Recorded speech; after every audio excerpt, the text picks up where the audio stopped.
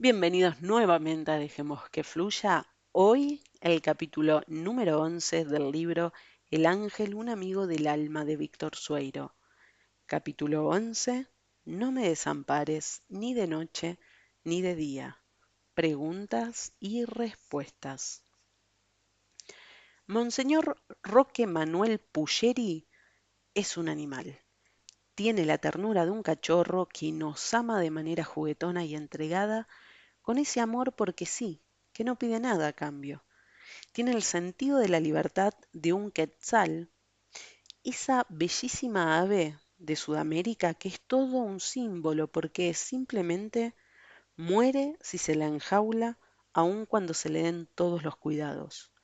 Tiene la astucia de un zorro que deja avanzar pero hasta un cierto punto, poniéndose peligrosamente en alerta si uno está demasiado cerca de la cueva donde está todo lo que ama.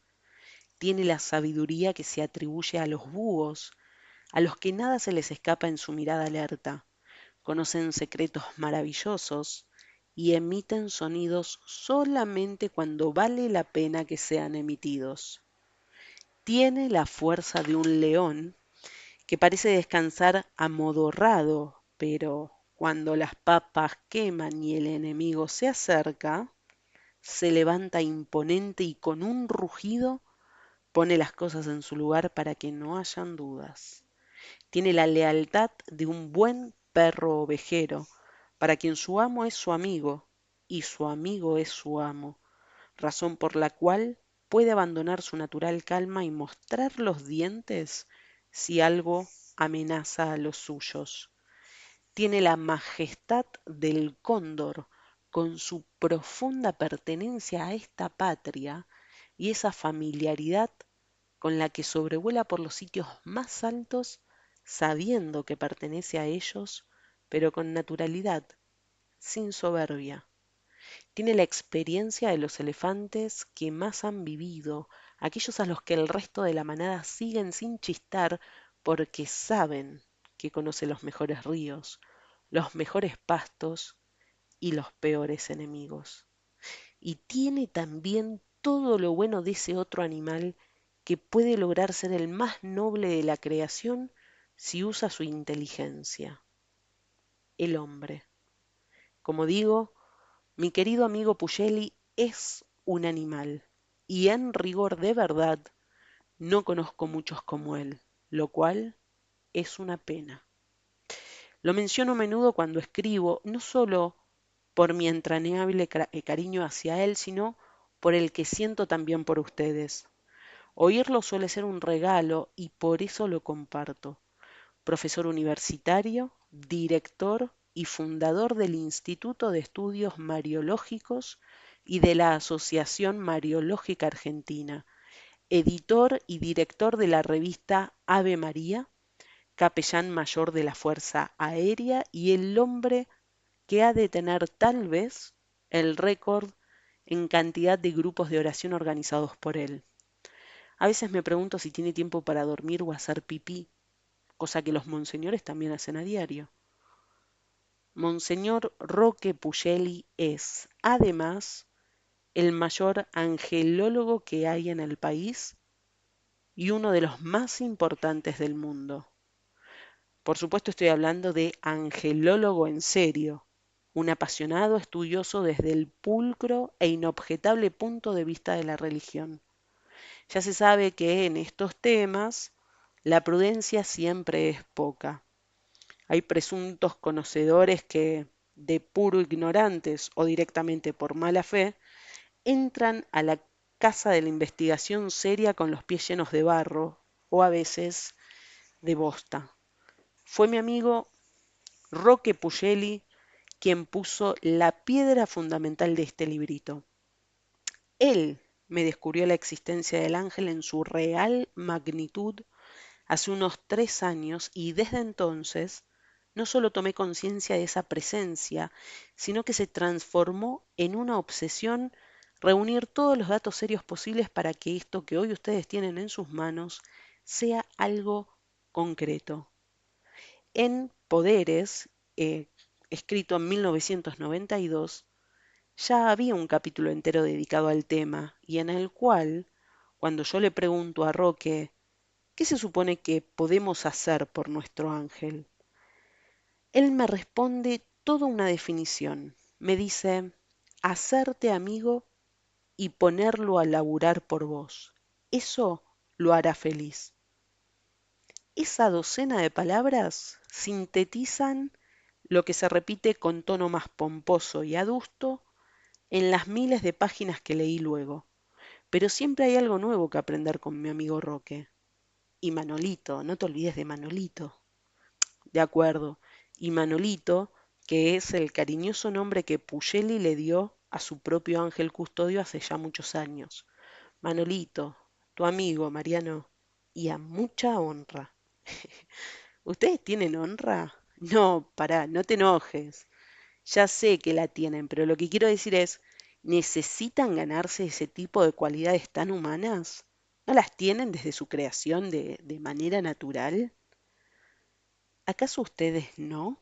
El problema es que algunos de ustedes la pierden, pero al nacer, ustedes también son un ramillete de cualidades, tan llenos de pureza, tan limpitos, tan lindos, inocentes, dulces, tan cuchuchis, sanitos, me los comería a besos, pupurri mío, pedacitos. Bueno, bueno, para un poco. ¿Qué es eso de cuchumis, pupurris? ¿Qué es idioma angélico? ¿Qué es eso de ponerte tan reblandecido, reblandito de repente?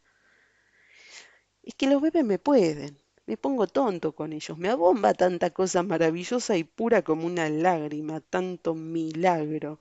Y hasta les digo palabras inventadas como esas porque no encuentro otras. Son como dicen ustedes, angelitos, y no están tan lejos de la verdad. ¿Y un angelito es perfecto? No, por supuesto.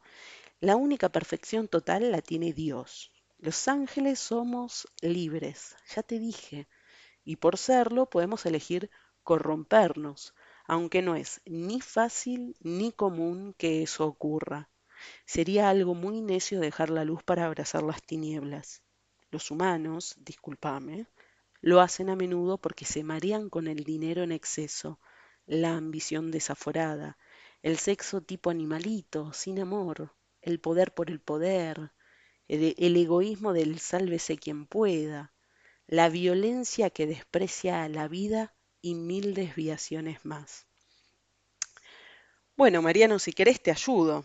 La compulsión por el dinero fácil, que suele estar acompañada por el ejemplo que se da desde los gobiernos en casi todo el mundo, la ostentación para aquellos que viven entre lujos, también con el mismo origen anterior, las drogas que mueven fortunas y mantienen un poder fantástico dentro del mismo poder, las sectas que ensucian la idea de la fe queriendo usarla, la miseria de buena parte del planeta que hace a los hombres esclavos o fieras, el fanatismo político o religioso y un montón de etcéteras así de grandes, entre los que no quiero dejar afuera a los energúmenos dentro de nuestra propia iglesia que, en casos por suerte no demasiados, están tan lejos de los fieles que parecen vivir en otro planeta. Por eso decía al principio de este librito que debo estar loco para meterme a escribir sobre los ángeles en semejante mundo donde más de cuatro se van a reír con sorna de estas cosas mientras siguen juntando objetos palpables a cualquier costo y sobreviviendo en lugar de viviendo. Pero también están los otros, los que entienden y sienten les pase lo que les pase, los sanitos, los puros, los inocentes. Para ellos escribo, porque son los que están vivos. Los materialistas, racionalistas, escépticos y todos esos se pueden ir muy bien a la arquepa. ¿Cómo? A la iglesia más cercana. Pueden irse bien a la iglesia más cercana a tratar de encontrar a su propio espíritu para amigarse con ellos y con Dios. Ah, pero no podés negar que son los que complican todo. Además, parecían estar chistándole a Dios para que se calle. Gallego, tienen una gran confusión, pobres. Hay que esperar que entiendan. La fe no se puede imponer a las patadas, sino a las caricias. Cada uno de ustedes vive vidas distintas en la tierra, algunos con opulencia y otros con pobreza. Pero creer es para todos si así lo eligen.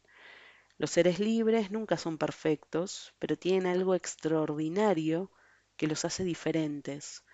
Pueden elegir buscar la perfección. Es en esa lucha donde está el verdadero acercamiento a Dios. La vida sería casi como un largo viaje en tren con muchas paradas, en cada una de las cuales uno debe tomar decisiones, elegir. O tal vez como el jueguito de la búsqueda del tesoro, en el que uno va pasando por cada prueba para alcanzar el premio. Algo así. O si querés hacerlo más cercano a la vida terrenal actual, digamos, digamos que es como una larga vuelta en una gigantesca montaña rusa. Vas a andar por momentos en un tramo llano, yendo despacito, luego irás subiendo lentamente, de pronto vas a caer en una picada velocísima, pero después vendrá otro llano, una curva, te sentirás cabeza abajo, creerás que vas a salir volando y se alternarán la calma, la expectativa, el susto, la risa, la ansiedad, la alegría. Si tenés bien puesto el cinturón de seguridad, vas a salir bien de todo. En la vida de ustedes, el cinturón de seguridad es la fe. Cuando tenés más miedo por una de esas caídas vertiginosas, es cuando más apretado debes tenerlo, pero sin sacártelo en el llano tranquilo, porque nunca se sabe qué voltereta inesperada está por sucederte. La fe de la que hablo no se demuestra solamente con ir a misa los domingos o cumplir los preceptos. Es algo permanente, como un sexto sentido que acompaña donde y cuando sea. Está clarito y es muy cierto, pero yo te pregunté sobre los ángeles y vos te la pasaste hablándome del hombre. Como siempre, manejás las cosas a tu gusto. Ahora decime, al fin, ¿cómo son ustedes?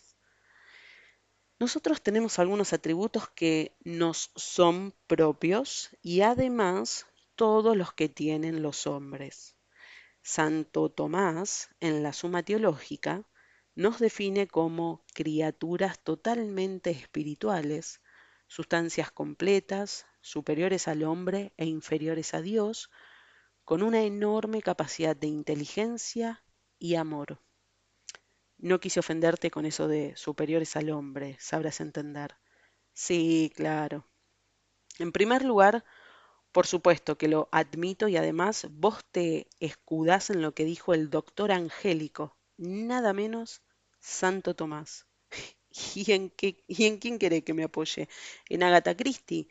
Por otro lado, uno se siente un pigmeo ante alguien como Tomás de Aquino, pero si un pigmeo se sube sobre los hombros de un gigante, como en este caso, alcanza a ver tan lejos como él. Bueno, ya me hiciste ir de tema. Ahora entiendo de dónde me viene esa tendencia a irme por las ramas que me persiguió en todos los libros. Pero nos salieron bastante bien, ¿o no? ¿Nos salieron? ¿Qué es eso de nos salieron? El que trabaja hasta 14 horas por día para cada libro soy yo. Y yo con vos. Yo con vos trabajo 24 horas por día, pero sin quejas, 24 horas. ¿O vos te crees que la lucha entre el bien y el mal se toma descansitos o duerme la siesta? ¿Qué es el bien? A ver, ya que te metiste solito, dame una definición fácil, rápida y sencilla del bien y del mal. Mm, fácil, rápida y sencilla. Bueno. El bien es amar a Dios, a sí mismo y a todos los demás sin distinciones. El mal es cualquier cosa que se interponga en ese amor. Bueno, no uses ese tono de sabelotodo que me pone nervioso. Y no te rías, porque te siento aunque te estés tapando la boca. Error. No tengo boca. Soy puro espíritu, no te olvides. Pero hubo casos en los que algunos de ustedes se corporizaron. Rafael, por ejemplo, en la historia bíblica de Tobías que ya contamos. Incluso hay quienes dicen que hay ángeles hoy día entre nosotros, con figura humana, pero sin que podamos darnos cuenta. Contame, sin comentarios. Así, otra vez con el hermetismo, vos. Yo te voy a contar una historia de corporización de un ángel que no vas a poder negar porque es histórica.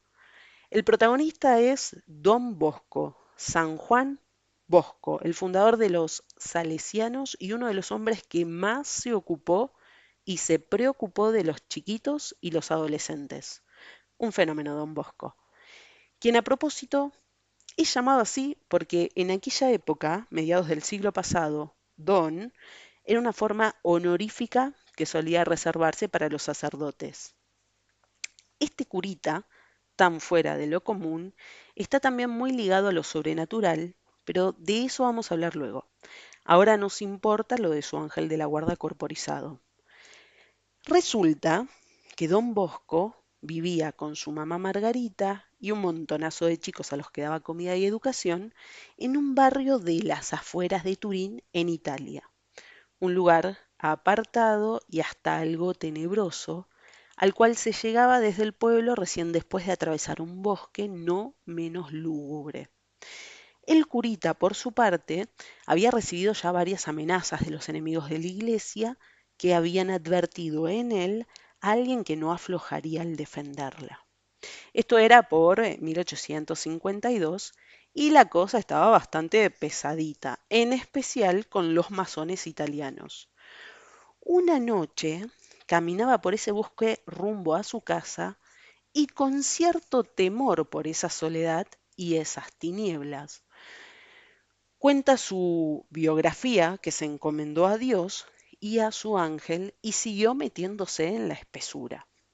De repente apareció frente a él un enorme perro de color gris que debía tener cerca de 1 metro de altura hasta sus orejas erguidas en alerta.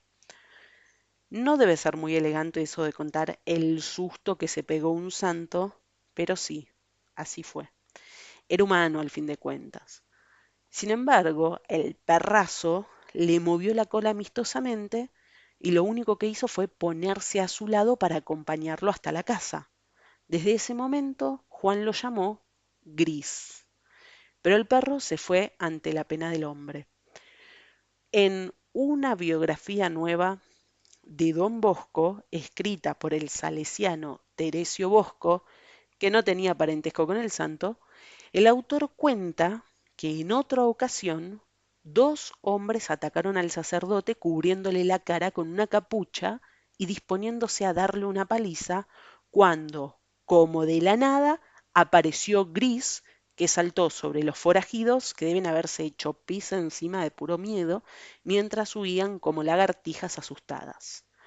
Otra vez, el gigantesco perro acompañó al santo cura hasta su casa y otra vez se fue tranquilamente una vez cumplido su cometido. Esta situación se repitió durante mucho tiempo y a veces Gris se quedaba un rato dando vueltas por el oratorio para luego irse como siempre.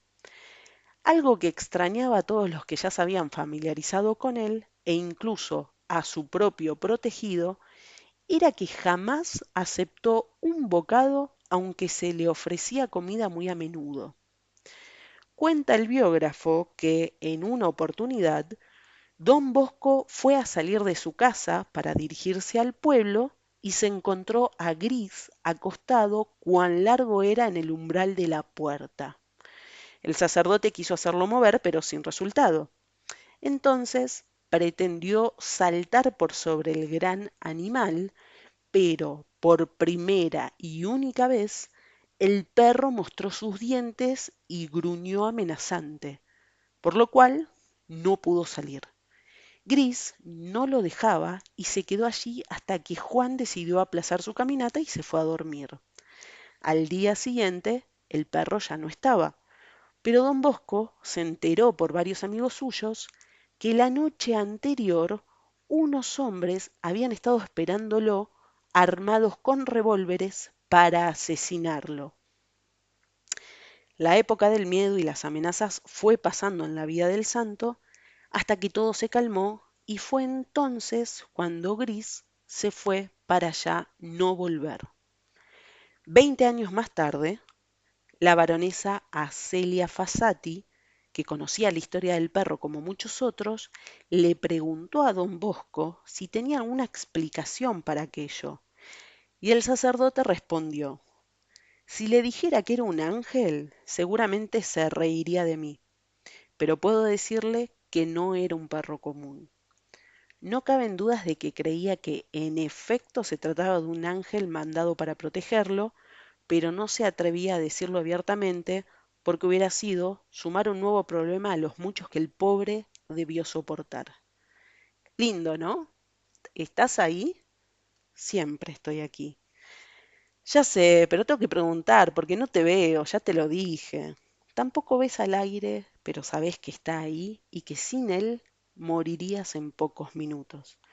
Un poquito, ¿qué te cuesta? Aparece. No es que dude, quiero maravillarme. Si eso es lo que querés, mira a tu hija, a tu mujer, a tu madre, a tu familia, a tus amigos, a cualquiera persona que pase por la calle, al fuego, al agua, al cielo, a tus propias manos. Siempre te escapás de algunas preguntas vos, pero hay santos, beatos, bienaventurados y profetas que los describieron. Yo los leí. Muy bien, hagámoslo al revés. Yo soy el periodista que pregunta sobre los ángeles y vos me contestás de acuerdo a lo que aprendiste, ¿sí? Y bueno, dale. ¿Cuánto viven los ángeles? Los ángeles son inmortales, no por su naturaleza, sino porque Dios los creó de esa forma. Viven eternamente aún aquellos ángeles de tinieblas que son tus enemigos y los míos. A propósito, yo me pregunté a veces, ¿uno no se aburre de la inmortalidad? Bueno, si viviéramos en un mundo como el de ustedes, por supuesto que ya nos hubiéramos aburrido. Pero esto es otra cosa, Galleguín. Además, quedamos en que soy yo quien pregunta. ¿Somos varones o mujeres? Ninguna de las dos. Son andróginos, es decir, que son varones y mujeres al mismo tiempo, que no son ni una cosa ni la otra. Por eso uno puede atribuir a su ángel el sexo que quiera y no se va a equivocar. En Bizancio, hace un montón de siglos, se la pasaron discutiendo el sexo de los ángeles durante un tiempo increíble para un tema que en realidad no tenía la mayor importancia. De allí surgió, que se llama hoy mismo, una discusión bizantina, a toda aquella en la que lo que se debate es una pavada, algo sin trascendencia. A propósito de debate, ¿tenemos alas? ¿Sí o no? Sin duda, las dos respuestas son válidas. Al principio me desconcerté mucho con este tema en apariencia trivial, porque me pregunté para qué pueden necesitarlas si son espíritus puros. Sin embargo, hay una gran cantidad de menciones bíblicas y en otros libros sagrados de diferentes religiones donde se los describe alados, incluso con muchos pares de alas. Al mismo tiempo hay otros pasajes donde un ángel no muestra tenerlas, como en el caso de Rafael y su viaje con Tobías. Pero el asunto de las alas se repite y se repite en textos serios de todo tipo. Creo que por algo los artistas que los pintaron o esculpieron les han puesto alas en casi todas las cosas. Imaginación tal vez, pero ya quedó en claro que eso, imaginación es un regalo de ustedes a nosotros y no van a andar regalando cosas falsas. Opino que las tienen y pueden no mostrarlas cuando lo desean, siempre hablando de apariciones o corporizaciones y dependiendo de cada caso. Tienen poder para eso y mucho más. En lo personal, me gusta la idea de pensarlos con alas, es poética. Y ustedes al fin de cuentas son algo así como poesía en movimiento. ¿El ángel sabe de antemano lo que va a ser su custodiado? No, no lo sabe. Si lo conoce mucho, cosa que casi siempre ocurre, puede intuir lo que hará de la misma manera en que un padre, una madre, un hermano o un amigo suelen hacerlo, pero no tiene poder para leerle los pensamientos por anticipado. Pueden saber lo que yo pienso en este instante, que es la manera de oírme, pero no lo ven, no lo voy a pensar dentro de un, pero no lo que voy a pensar dentro de un minuto. No son Dios. Claro que no, pero tienen un cierto poder, ¿no? Tienen un gran poder. No te hagas el humilde, pero siempre subordinado a Dios y a su Hijo Jesucristo, para los que somos cristianos. Por razones que forman parte del misterio, reciben a veces mandatos divinos y el poder que Dios les da para cumplirlo. Un poder que, en el caso de los custodios, usan para proteger en ciertas ocasiones y para hacer que el mortal sienta determinadas cosas a través de la intuición, por ejemplo, o la imaginación, como en esto que estamos haciendo juntos. Me alegro que me incluyas, estoy muy feliz aunque me llames imaginación. Uy, se me escapó. Está bien, no importa. Puedes volver a llamarme Mariano o como gustes. No, no, no, no. Digo que se me escapó eso de incluirte. No me di cuenta. Bueno, seguí con lo del poder. También tienen poder para dotar a sus custodiados de algunos dones. Están muy presentes en los profetas, los santos, los sanadores y especialmente en los chiquitos. A veces actúan a través del cuerpo de una persona. He leído muchos casos donde hubo gente que adquirió una gran fuerza física que nunca habían tenido ante un hecho en especial. Hace un par de años, por ejemplo, una mujer norteamericana salió en todos los diarios porque levantó las ruedas de un camión que estaban aprisionando a un hijo suyo, salvándole la vida. Cosas así. Pero jamás se les ocurriría competir con Dios. Y a nadie se le tiene que ocurrir jamás tampoco exagerar una absurda idolatría por los ángeles. San Pablo ya se enojaba mucho con este asunto y decía que era deplorable tanta devoción por el ángel en lugar de acercarse a Cristo. ¿Eso significa que San Pablo no creía en los ángeles? Vaya si creía. Uno no se enoja con algo inexistente, sería muy tonto. Y San Pablo era todo lo contrario. Además, no se enojaba con los ángeles, sino con los que los adoraban, los que exageraban. Hacerlo sería, con todo respeto, como levantarle un monumento al cartero porque nos trajo una buena noticia. El mismo nombre lo dice, ya lo aclaramos. Ángel significa mensajero, enviado, y los que mandan las cartitas son el Padre, el Hijo y el Espíritu Santo. Dios, para nombrar a los tres con una sola palabra. ¿Y para qué sirve un ángel? ¿Es lo que es el que hace los mandados, el ángel? No te ofendas, yo no dije eso. ¿Por qué ese tono ahora? Porque lo que decís es cierto, pero la manera en que lo decís da toda la sensación de que uno es un juguete a pilas. Siento que me tratás medio mal y me da miedo que dejes de quererme. Discúlpame, ¿cómo voy a dejar de quererte, Mariano? Lo que pasa es que me pone nervioso esto de que me estés tomando examen. Hagamos las paces. Vení y dame la mano. No tengo manos y no me hagas trampitas con eso de vení. Está bien. Al primer desconocido que encuentre por ahí le voy a dar la mano y voy a saber que sos vos corporizado. Hecho. Sigamos. ¿Para qué sirven los ángeles? Los ángeles tienen dos funciones fundamentales para mi religión. Una es la contemplación, la adoración y la alabanza a Cristo y a través de él al Padre, a quien siempre ven el rostro, como dijo San Mateo. La otra función es acompañar al hombre, protegerlo, defenderlo del mal, ser sus benefactores y darles coraje. ¿Qué más puede uno pedir? ¿El ángel tiene inteligencia propia? Mucho más poderosa que la del hombre y mucho menos que la de Dios. Al humano se le perdona sus macanazos porque su inteligencia no es tan abarcadora, tan grande.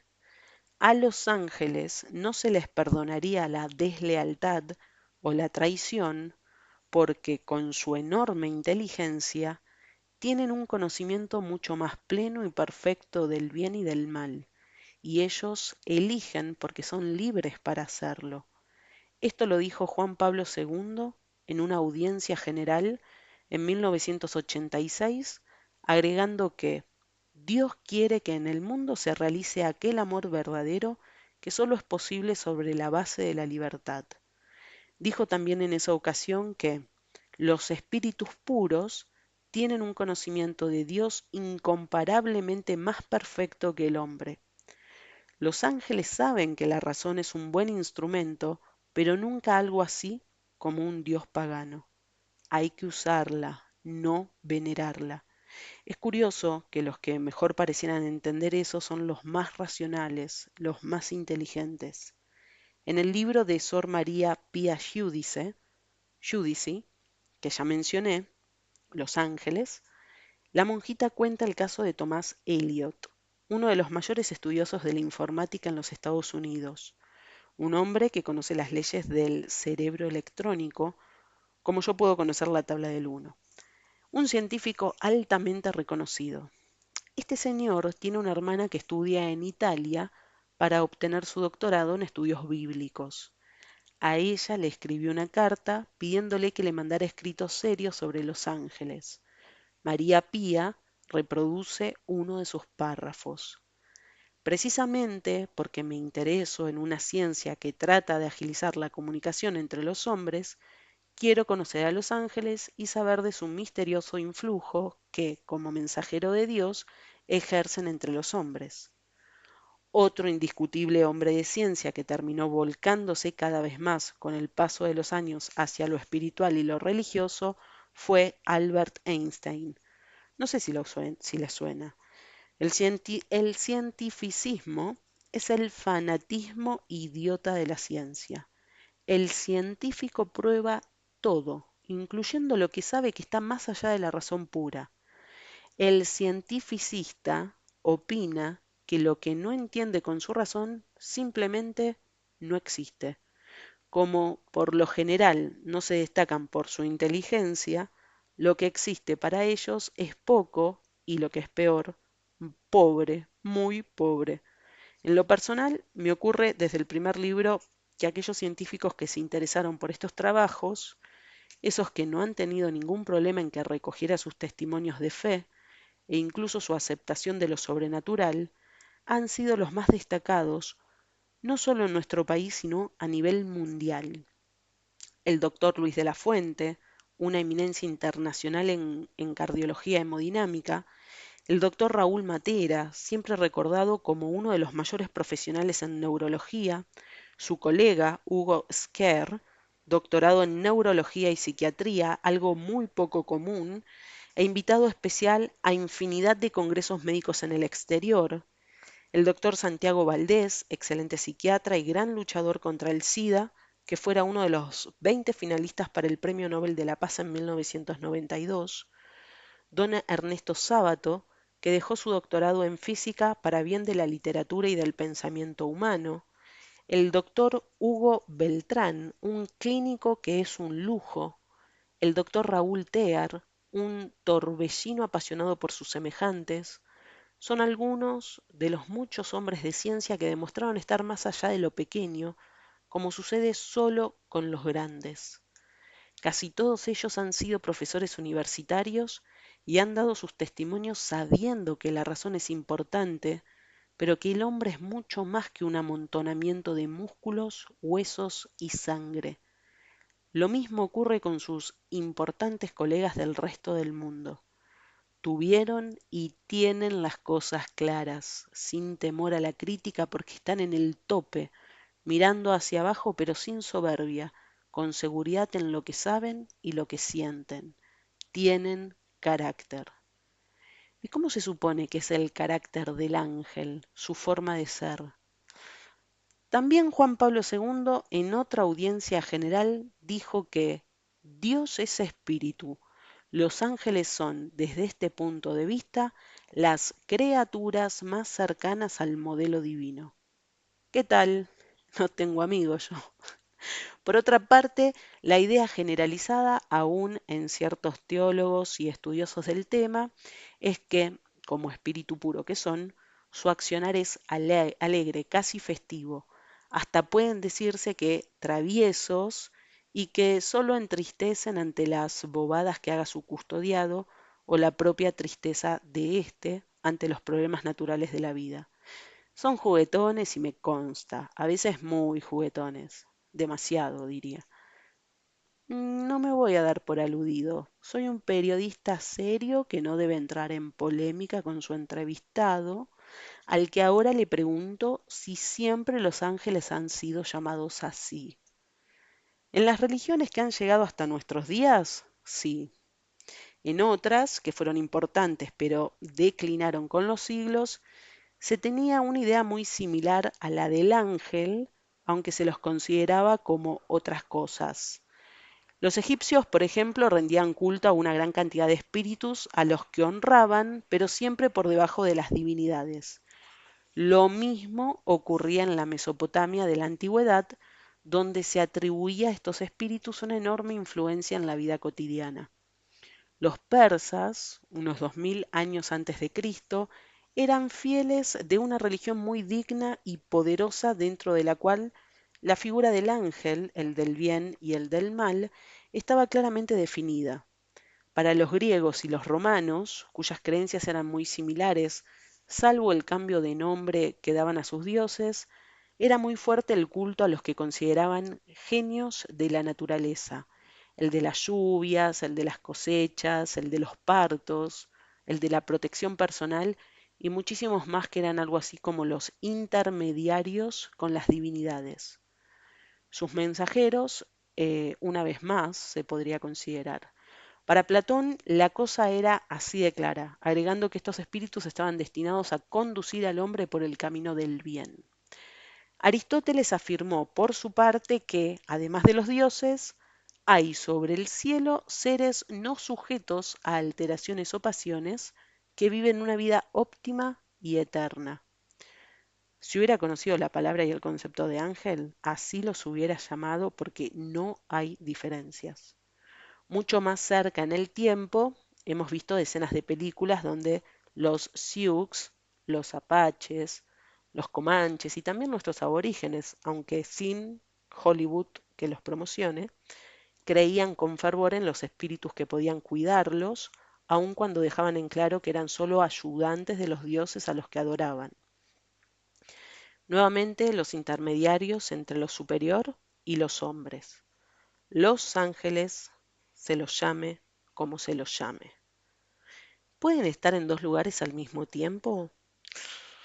Uno puede pedirle a su propio ángel que vaya a reforzar al de alguien que lo necesita por algún motivo. También, como contamos que lo hacía el Papa Juan Pablo XXIII, lo puede enviar a cualquier persona con la que tendrá una entrevista importante para que todo se deslice luego mejor. Pero San Juan Damasceno, un gran teólogo de la Iglesia Católica griega que murió en el siglo VIII, escribió en su Exposición de la Fe Ortodoxa que el ángel está circunscripto a un lugar. Cuando está en el cielo no puede estar en la tierra y viceversa. Lo que no aclara es si en alguno de esos sitios, la tierra, por ejemplo, puede estar en dos lugares. Es lo más posible, porque de lo contrario, cuando uno le envía su protector a alguien, se quedaría más solo ante el enemigo que un boxeador al que le tiran el banquito cuando suena la campana. Pero, ¿hay algo que le impida el paso al ángel? Nada físico. El mismo San Juan Damasceno afirma teológicamente que no están condicionados por paredes, por puertas, por rejas o por sellos. No se ven impedidos por ningún límite definido. Es lógico, tratándose de espíritus puros. Lo único que puede interponerse ante un ángel de luz es uno de las tinieblas, cosa que ocurre de manera muy habitual, y ahí te quiero ver. Va, ver, es una manera de decir. No estoy poniéndote otra tampita para que aparezcas. Me refiero a que ahí la lucha es del ángel con todo y al mango. Uno es apenas el campo de batalla o lo que es mucho más peligroso, el trofeo. Ya que hablaste de verlos, ¿realmente hay quienes pueden tal cosa? Sí, los hay. Los hubo históricamente en muchísimas ocasiones y hemos visto en este mismo librito que gente muy calificada e inobjetable relata sus visiones angélicas. Lo que da como un certificado de garantía a esas personas es que no practican ningún rito para que eso ocurra, ni reciben las visiones cuando a ellos se les da la gana, sino que suceden de manera espontánea, prescindiendo de su propia voluntad. El mismo Damasceno ya escribía hace 1200 años: cuando los ángeles se aparecen a aquellas almas dignas a las que Dios quiere mostrarlos, no se hacen visibles como son en realidad, sino mudados en una apariencia distinta, conforme a la capacidad de aquellos que los ven. La voluntad de que aparezcan no es de los humanos ni de los propios ángeles, es de Dios solamente, y por razones que la razón no entiende, ni falta que hace, porque una cosa es mostrar las maravillas de la fe y muy otra es querer un mano a mano con Dios para entender. Ah, muy bien. Me alegro que te des cuenta finalmente. ¿Cómo?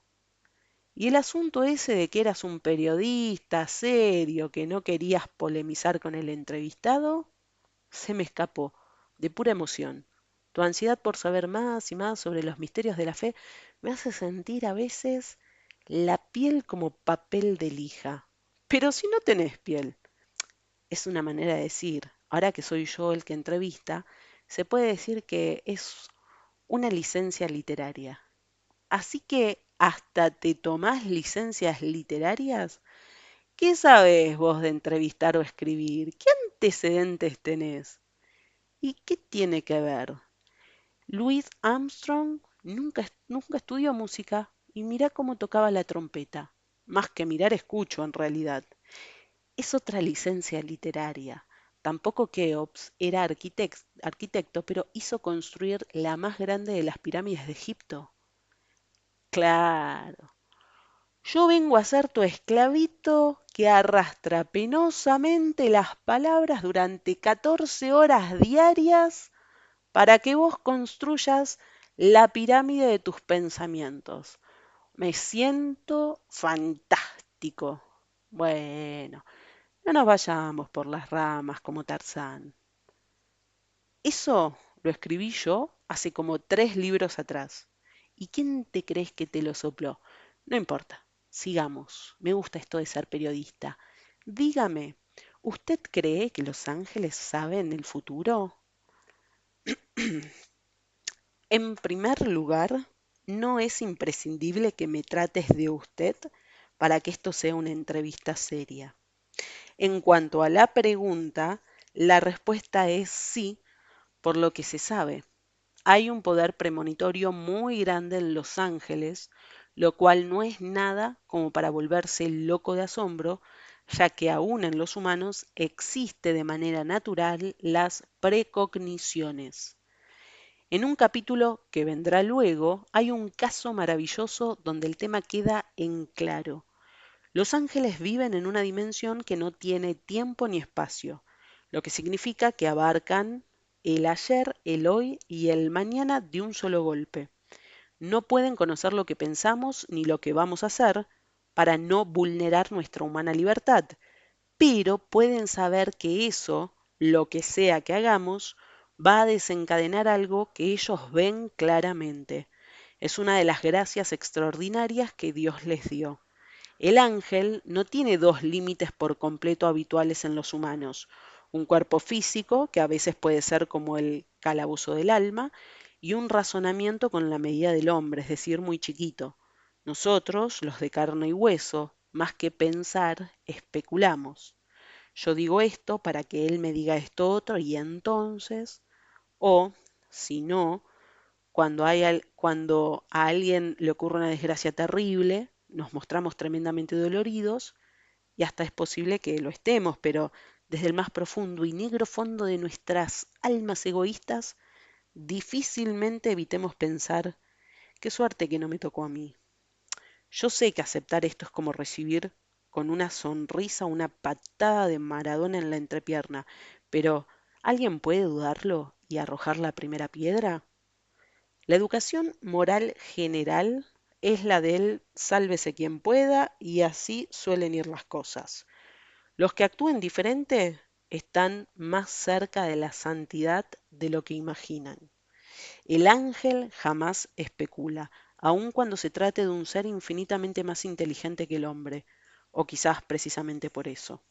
El ángel abarca desde su dimensión, que no es la nuestra, todo un razonamiento y un conocimiento totales y puros, sin vicios de especulación.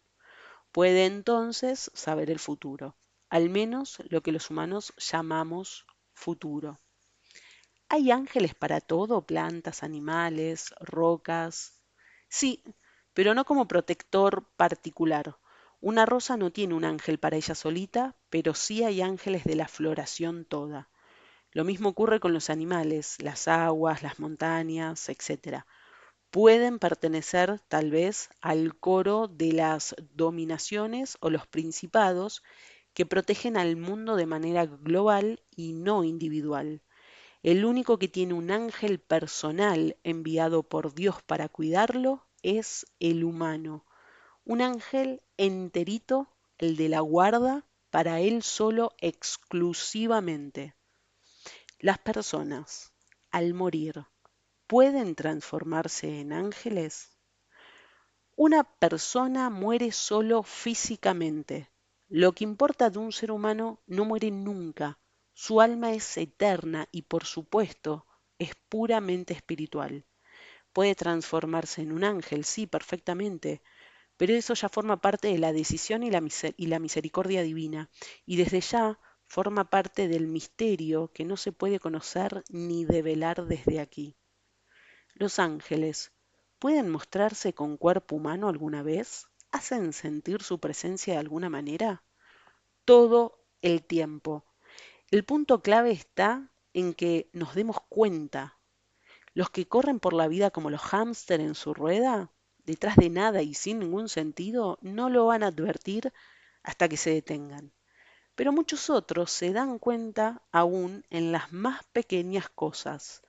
Hacen sentir su presencia a través de una gran cantidad de señales, algo que también veremos más adelante, y pueden mostrarse con cuerpo humano perfectamente, de lo cual daremos también ejemplos. Cualquier persona desconocida puede ser un ángel, en especial los más insospechados. Jean Guiton es posiblemente el más grande filósofo católico de este siglo.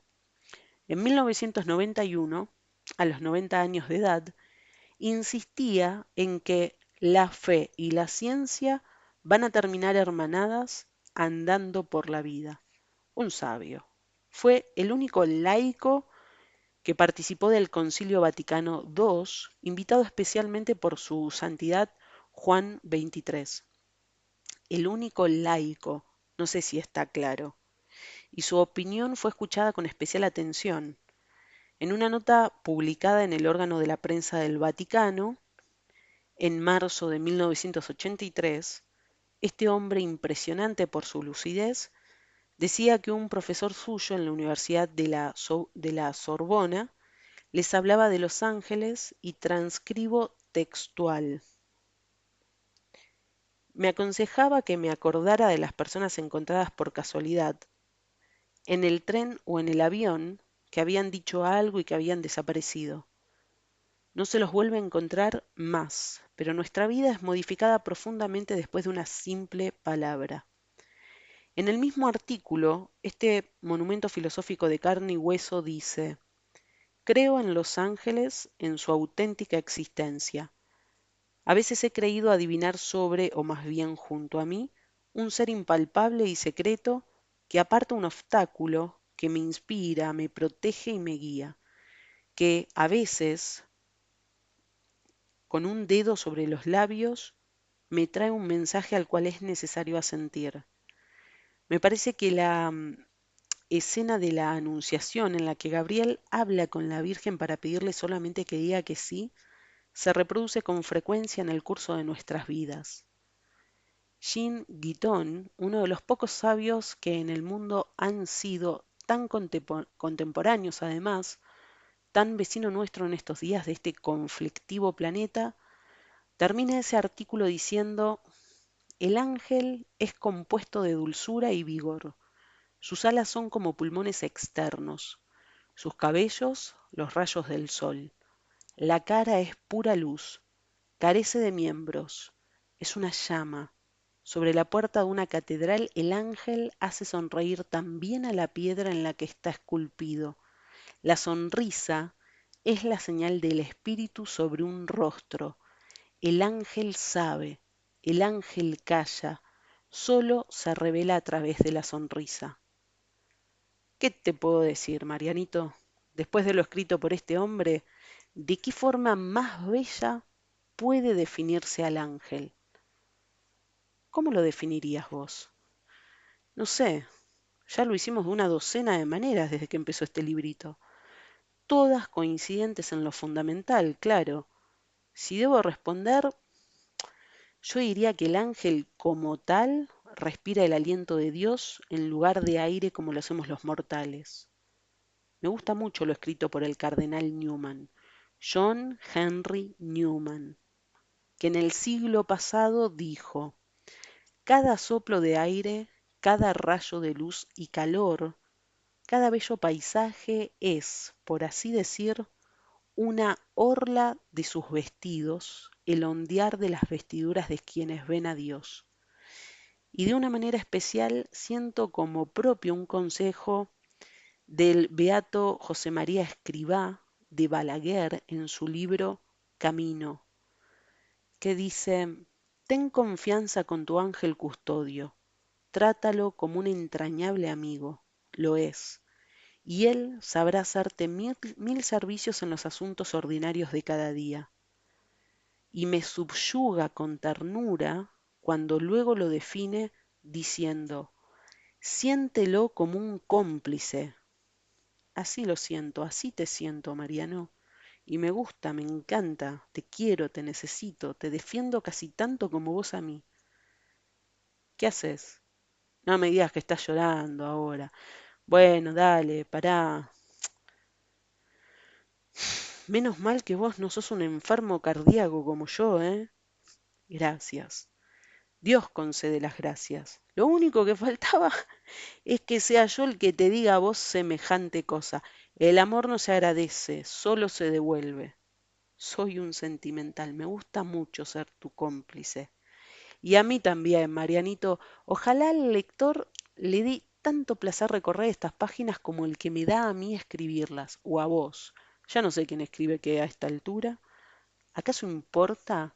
Lo que aquí más interesa es quien tenga el libro en sus manos y que sienta que nunca está solo. Después de una exitosa operación, lo más importante no es el bisturí, es el paciente. Es verdad, pero lo asombroso es que no sé cómo caímos de pronto en todo lo que hablamos. Esa no era la idea al empezar el capítulo. Te metiste en medio y ocurrió todo esto. Lo mío ya no son planes, son flanes, movedizos, tentadores, dulces, frágiles, rápidamente devorados por las circunstancias o por tu influencia. Ya que mencioné lo de devorar, ¿ustedes comen? No te estoy hablando de un bife con papas fritas, claro. Me refiero a maná del cielo o algo así. No, ni maná del cielo, ni tortillas de nubes, ni ensaladas con las hojas del árbol de la vida, ni nada. ¿Cómo vamos a comer? Somos espíritus. Está dicho ya 1000 veces. Nuestro alimento es la oración y a veces estamos hambrientos de fe y sedientos de esperanza. Cuando ustedes nos la dan, lo festejamos con una buena porción de amor como postre. Muy astuto, ¿eh? Lo que está en claro es que, por ejemplo, el arcángel Rafael no comió nunca en todo el viaje que hizo con Tobías y que duró lo suyo, como ya relatamos, o el perro gris de Don Bosco, que tampoco aceptaba bocado. Pero Hoy día resultaría muy sospechoso alguien que no come nada nunca. Los que se corporizan deben seguir las normas del lugar. A veces hay que disimular un poquito, sí. Ah, no me negaste que se corporizaran. Esta vez te agarré. Cuando se trata de cosas como comer, no hay dudas de que vos sabés mucho más que yo. Mejor me callo ante esos temas. Y ante cualquier otro también, por favor. Te pido que no vuelvas a interrumpirme porque quiero retomar lo de mi amigo Monseñor Pugelli. Y Manolito. De acuerdo. Y Manolito, su ángel de la guarda, tu amigo. Pero ya gastamos un capítulo. La seguimos en el próximo. Vale la pena, aunque no hay pena. Lo que vale es la alegría. Ya verán. Próximamente, capítulo 12. Si me dejas solo, yo me perdería.